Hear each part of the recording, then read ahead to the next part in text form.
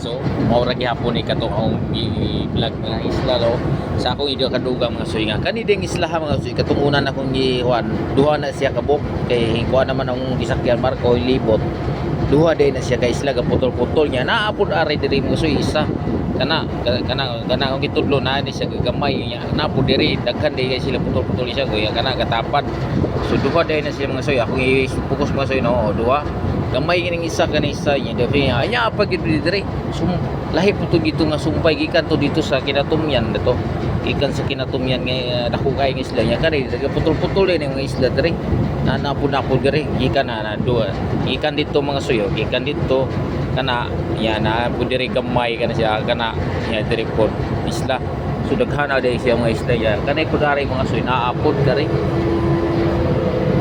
lahi po din siya kana siya lahi so ana dito mga soy kana dako-dako ni siya nga islahan ni siya mga soy dako-dako na siya nya dito sa tumoy di ay namuyo kana sa tumoy di ana na namuyo sa tumoy na siya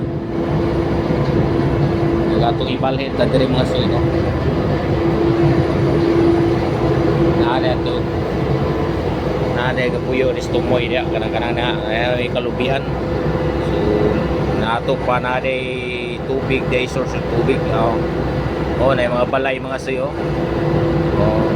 di ni mo kan sagasa jud basta naala yung source of tubig na jud puyo nya dako-dako para sa isla mga soy dako-dako gikan dis tumoy dia maingon dire dako-dako mga soy ada so pila ka isla nga putol sa mulikong yan na gikan dira paingon dire putol-putol ang mga isla so dito mga soy no para mahibalo mo no ang isla dia do katong mga windmill to tumoy di kay mo klaro kay layo na gyud kay mga soy no so maura to sa mga soy God bless all.